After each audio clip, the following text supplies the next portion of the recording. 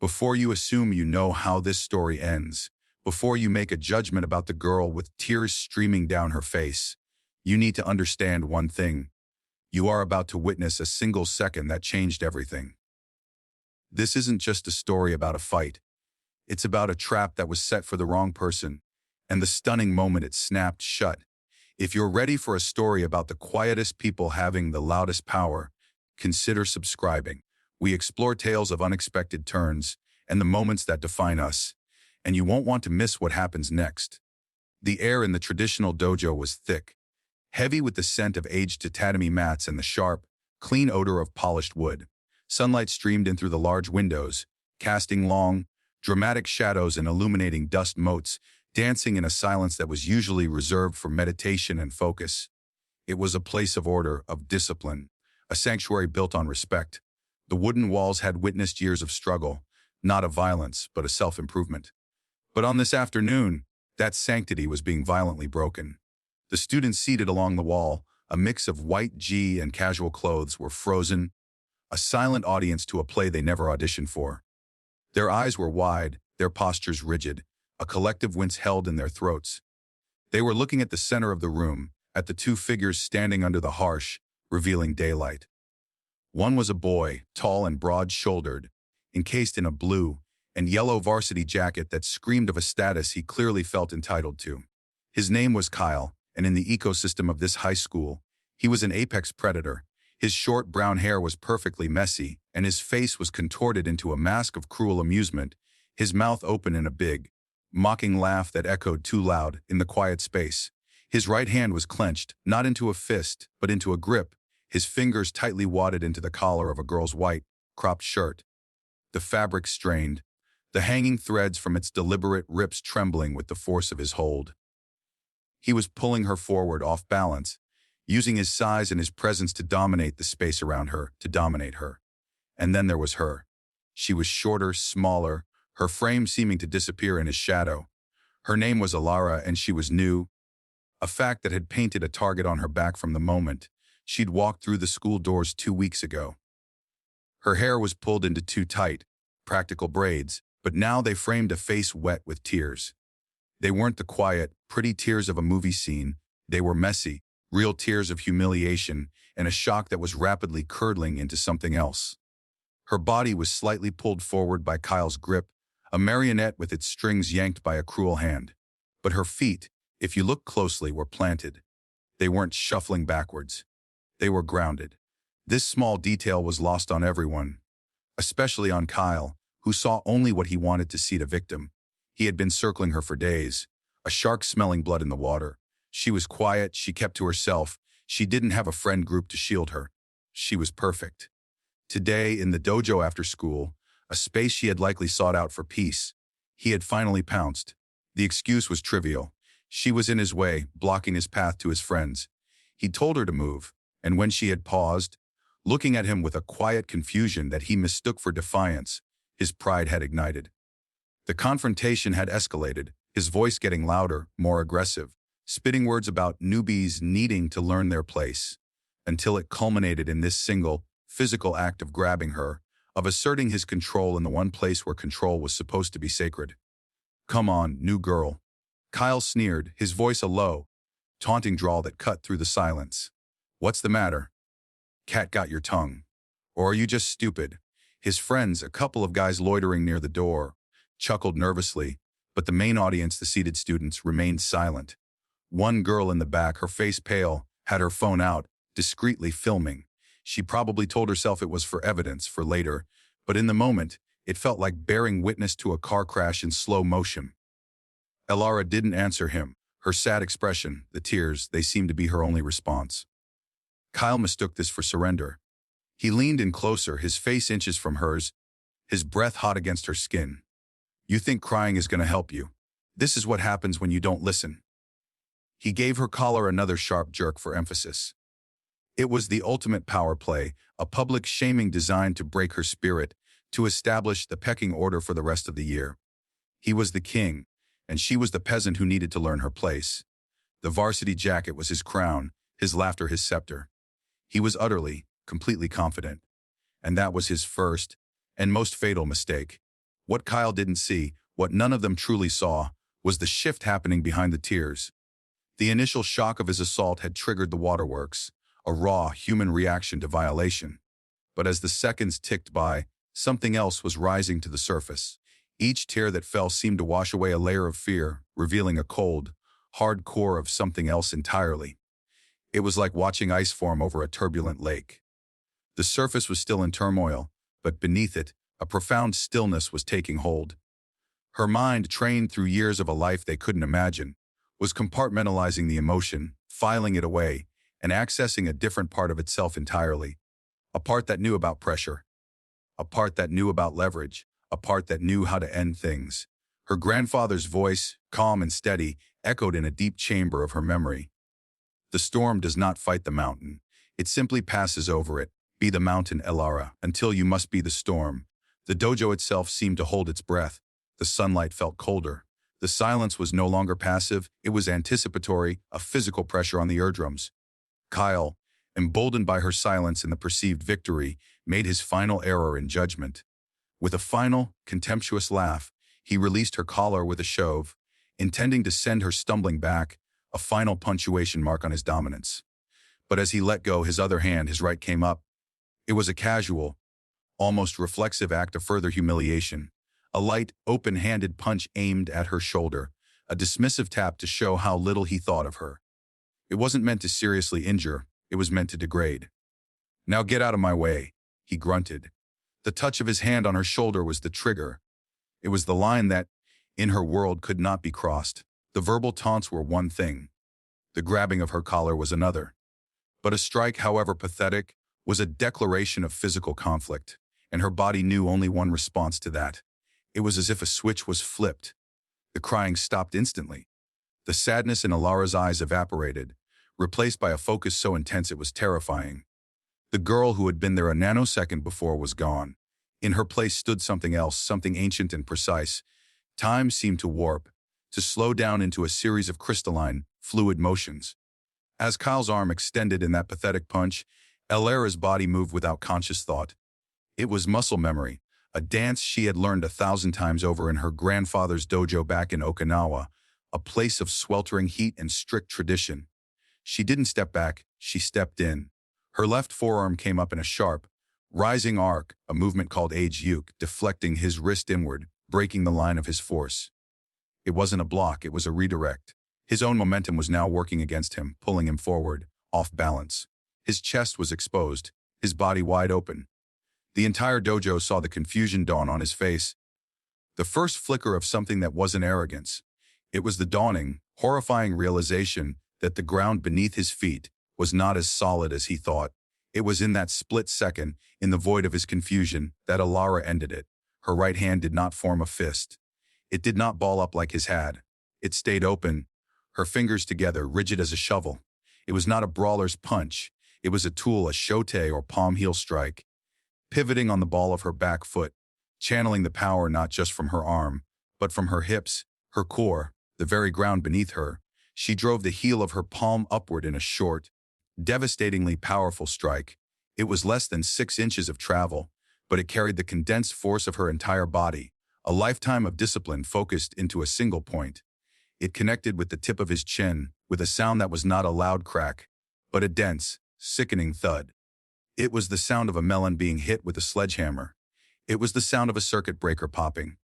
The effect was instantaneous and absolute. Kyle's head snapped back. The mocking laugh was cut off as if by a guillotine. His eyes, wide with sudden, incomprehensible shock, rolled back into his head. His body, which a moment before had been a tower of aggressive confidence, went limp. He dropped like a sack of stones, collapsing straight down onto the tatami mats. There was no dramatic flailing, no cry of pain. There was only the heavy, final thud of a body hitting the floor, followed by a silence so profound it felt like the world had stopped spinning. The students along the walls sat in stunned paralysis. Jaws were slack. One boy had his hand clamped over his mouth. The girl with the phone kept filming, her hand trembling violently, but she couldn't look away, capturing the aftermath of the impossible. Elara stood over Kyle's motionless form. Her chest was heaving not from exertion, but from the adrenaline that was now coursing through her system, the emotional dam having burst. The tears were gone. Her face was a calm, neutral mask, but her eyes were alive with a storm of emotions. A fierce, primal triumph, a shuddering relief, and a sharp, stabbing horror at what she had just done, at the power she had been forced to reveal. She had promised herself a normal life here. She had promised her mother she wouldn't use it. She looked at the boy on the floor, then at the stunned, pale faces of her peers. She didn't say a word. She simply straightened her shirt, the one he had grabbed, feeling the stretched fabric, and took a slow, deliberate breath, centering herself once more, pulling the storm back inside and willing the mountain to return. The entire confrontation, from the grab to the counterstrike, had lasted less than 10 seconds. But in that sliver of time, the universe had been rearranged. The bully had been laid out on the floor, and the new girl, the one who cried, had become the most formidable person in the room.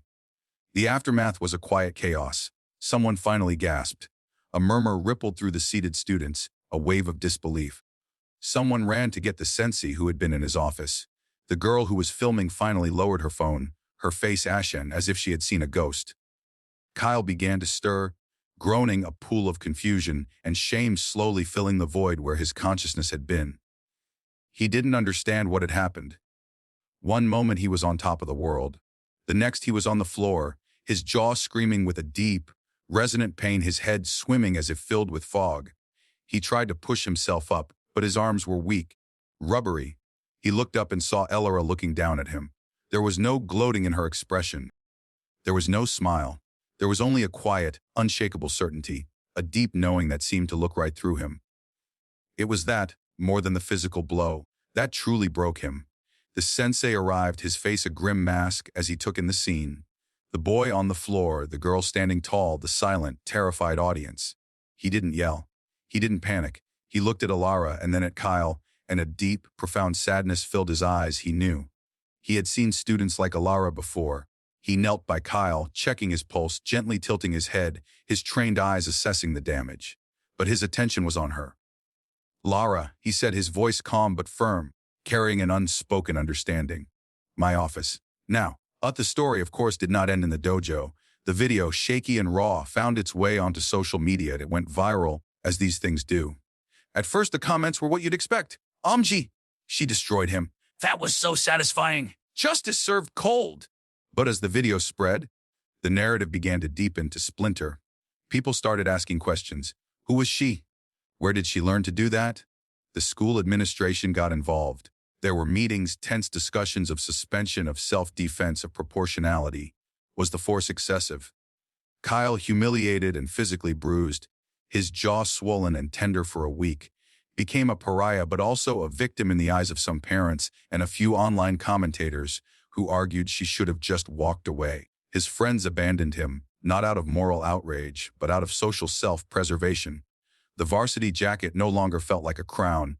It felt like a costume from a play he wished he'd never been in. He had to face the fact that his entire identity, built on being the toughest guy in the room, was a fragile lie shattered by a single, precise strike from a girl he thought was nothing. The whispers followed him, too.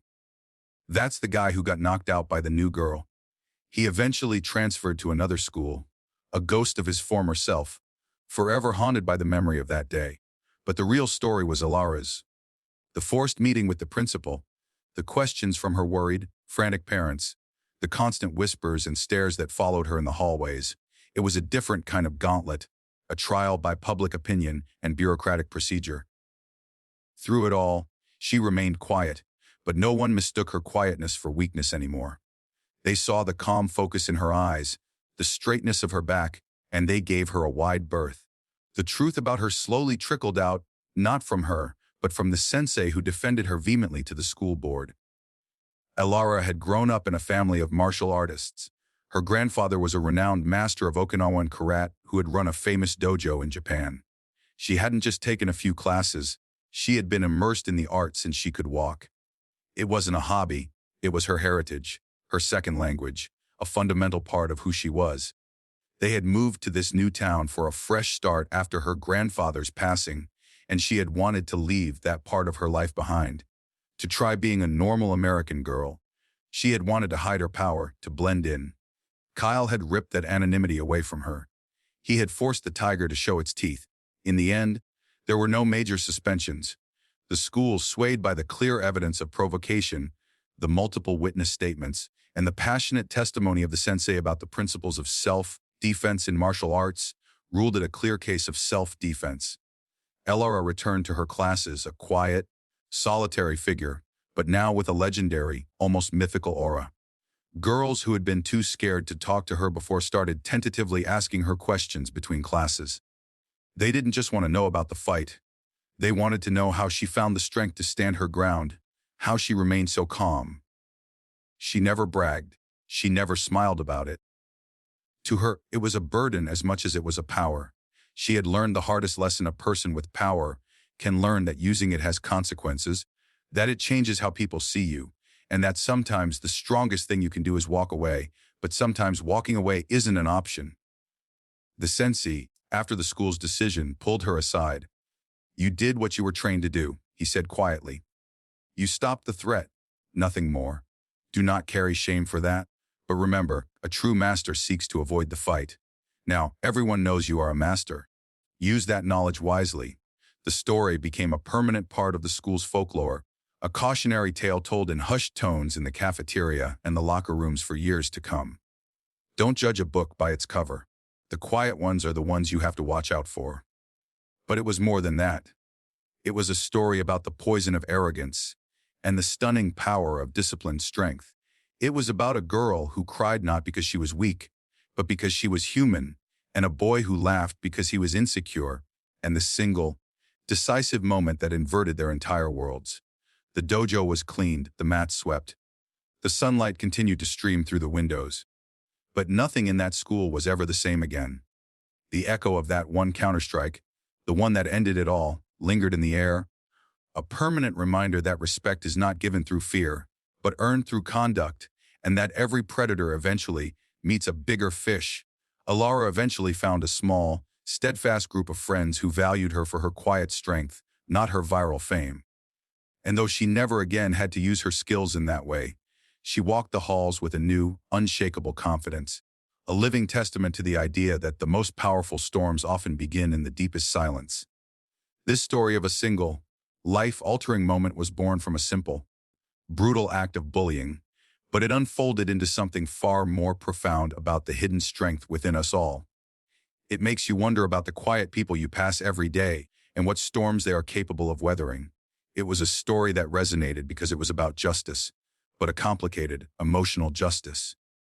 As we leave this story behind, we'd love to know where you're joining this conversation from. From which part of the country are you watching this video? Let us know in the comments below.